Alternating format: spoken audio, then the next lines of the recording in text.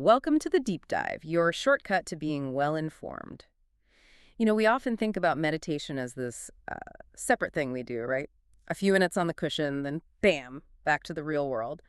But what if the real juice, the real power of meditation isn't just in those moments?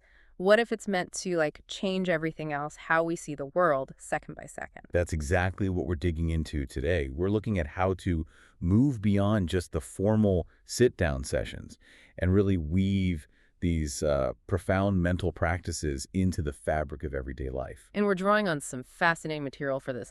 Excerpts from Isevda Ikna.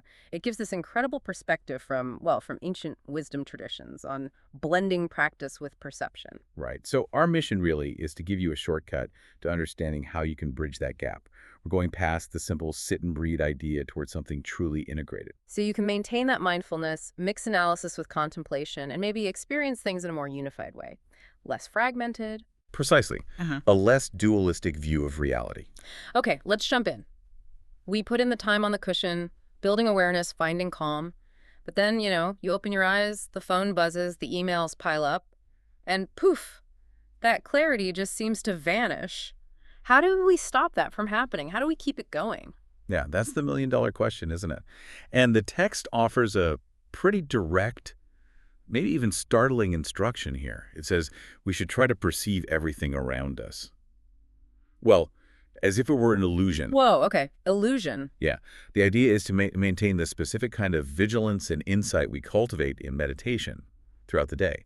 So it's not just being mindful, it's holding this particular view of the external world consistently, even between sessions. Okay, illusion is definitely grabbing my attention. What does that actually mean, though? Are we talking, literally believing the world isn't real? Is this some kind of Matrix scenario?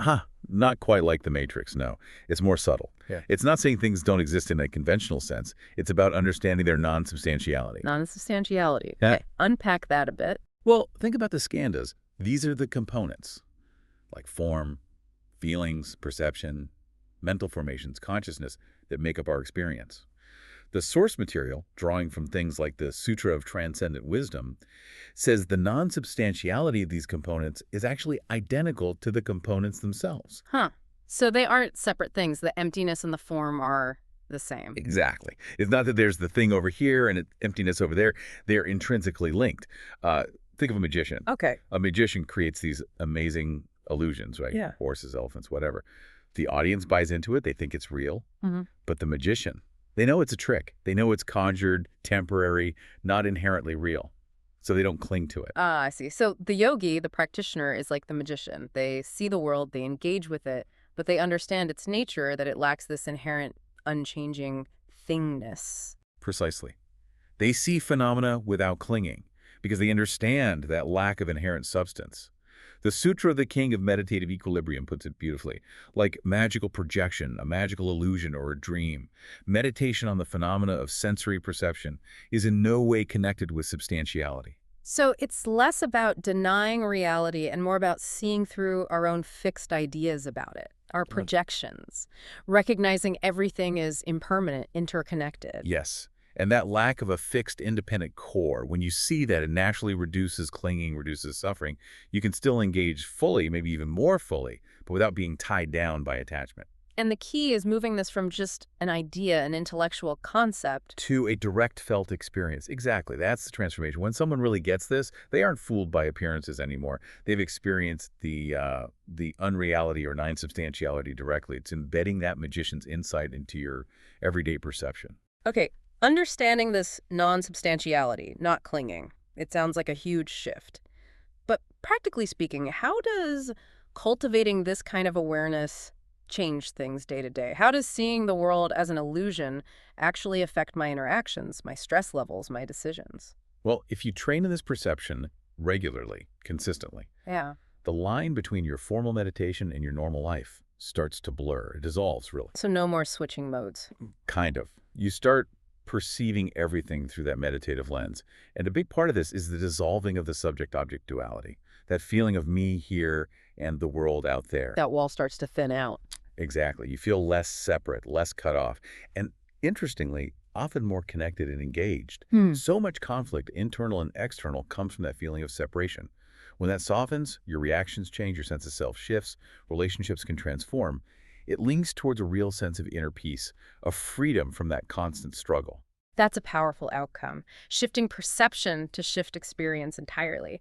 And, thinking about this integrated state challenges some common ideas we have about practice itself, like this split we often hear about Ah, yes. between the logical scholar buried in texts versus the intuitive meditator just focusing inward, maybe getting oral instructions. Our source material seems to say that's not quite right. It flat out says it's a misconception.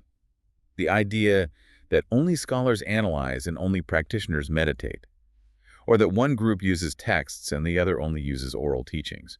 The text argues both are mistaken views. Why? Why can't you just pick one path? Focus solely on analysis or solely on meditation? Well, the issue is if you only do analysis without the grounding of meditation, your understanding, it tends to stay purely conceptual, just ideas in your head. Right, not lived experience. Exactly. And conversely, if you only meditate without any analytical investigation to sort of clarify and contextualize your experience, it can remain very subjective, maybe a bit fuzzy, or you might misinterpret things. You don't get the full picture, the full benefit, unless you combine them. So analysis without meditation is just theory, and meditation without analysis can be adrift. That's a good way to put it. Neither is complete on its own. The text is clear.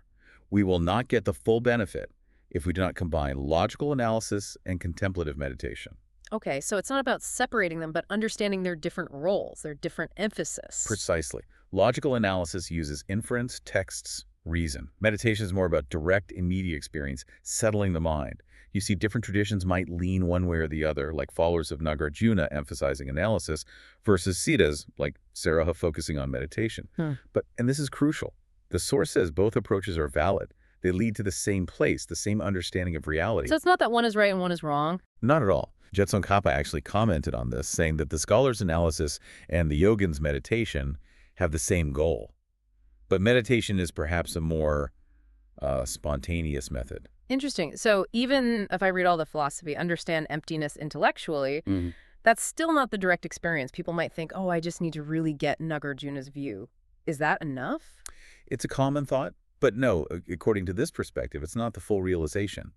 Conceptual understanding is valuable, but the direct taste of reality's nature, that comes through contemplative meditation. Any examples of that? Yeah, the source points to figures like Nagarjuna himself and Aryadeva.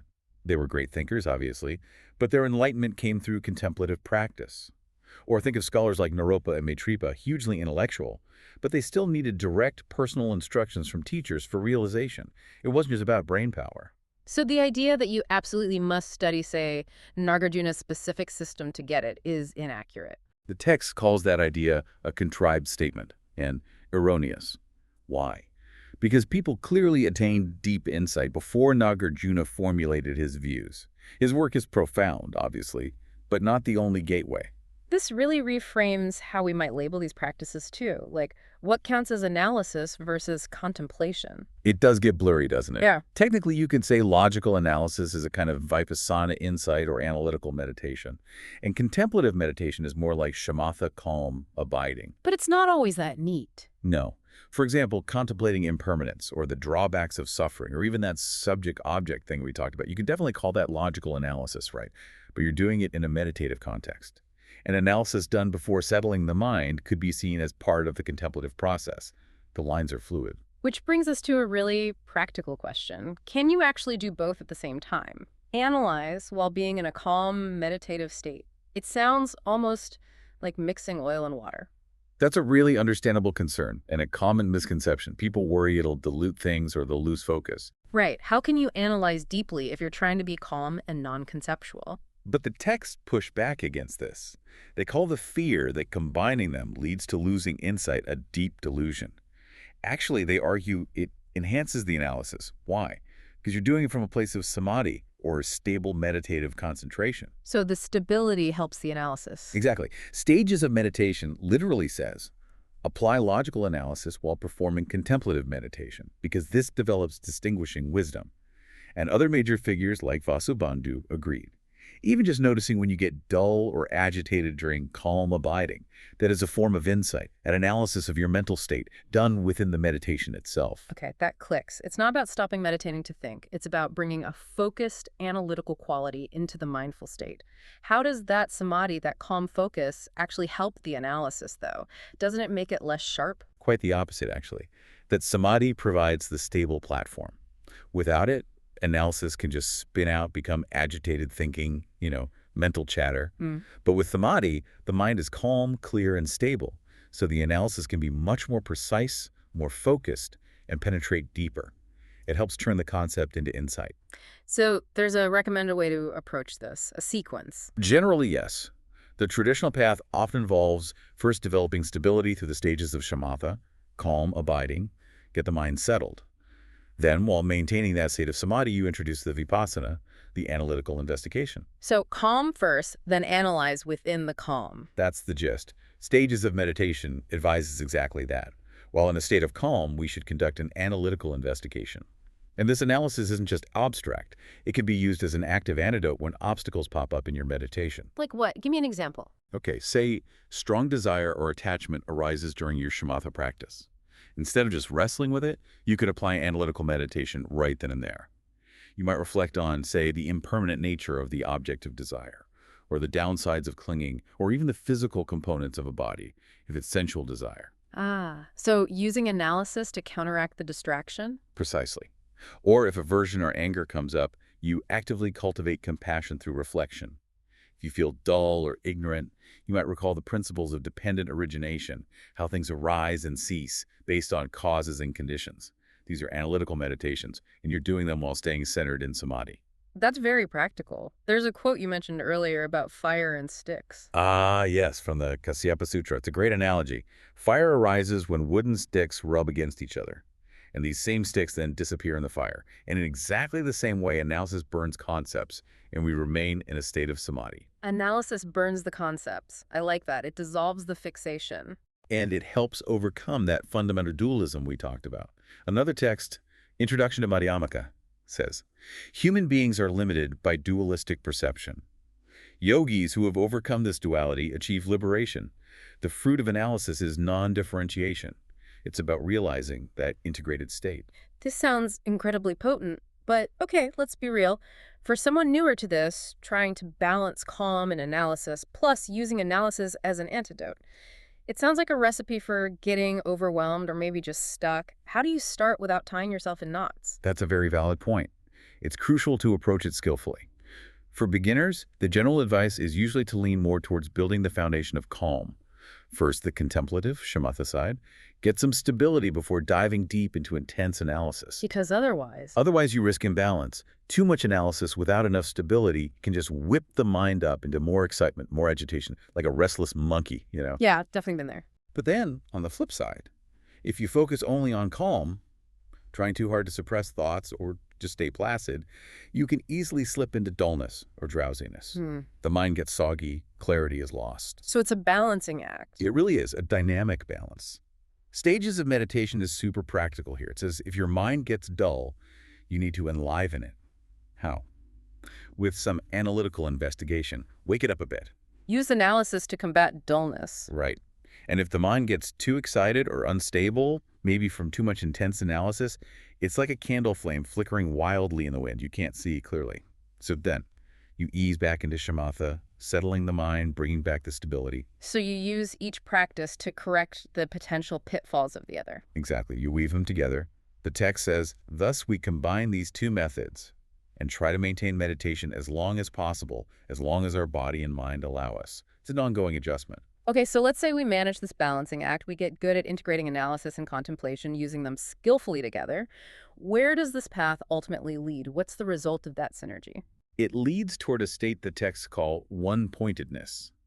This isn't just concentration in the ordinary sense. It's a state of such unwavering focus and deep realization that further conceptual thinking, further analysis just becomes unnecessary. You're not thinking about the nature of reality, you are directly perceiving it. So the analysis has done its job. It's fulfilled its purpose. There's a really nice exchange in the sutra explaining the meaning between Maitreya and the Buddha about this. Maitreya asks, basically, How do we know if we've got this combination right? And the Buddha says, The mind must establish itself in a state of one-pointedness. okay, but what is that exactly? Maitreya asks that too, and the Buddha clarifies. When you can realize the true nature of the object of meditation without being distracted from the state of awareness, this is one-pointedness. Wow. Realizing the true nature without distraction. Yeah. And commentators like Jnana Garba elaborated, saying that the paths of analysis and contemplation don't ultimately diverge, they merge. By using analysis to continually keep awareness on the object and contemplation to keep attention stable on that analyzed object, you eventually realize the non-duality. The separation between the object you're focused on in your own mind dissolves. A complete unification. That's the idea. Profound liberation arising from that non-dual realization. What an incredible map we've explored today. Seriously, Yeah. this deep dive really shifted my perspective. Meditation isn't just this isolated island of calm, but potentially a way to see and be in the entire world differently. Mm. And this idea that analysis and contemplation aren't opposites, but partners, that they need each other for deep, direct experience, moving beyond just ideas, that's huge. It really is a powerful framework, and Yeah. hopefully gives you listening a way to think about your own practice, both, on the cushion and off it. Definitely. So here's something to chew on. If this deep wisdom truly flowers when analysis and contemplation work together, when they become one, what part of your daily life, maybe something challenging or confusing, could you approach differently? What if you brought both focused, clear investigation and a calm, observant presence to it? Yeah, or consider this. What if that magic the text talk about truly seeing the word's non-substantial nature? What if that's the key to real freedom? And what if it's waiting to be unlocked, not just in those formal meditation minutes, but right here, right now, in every single moment?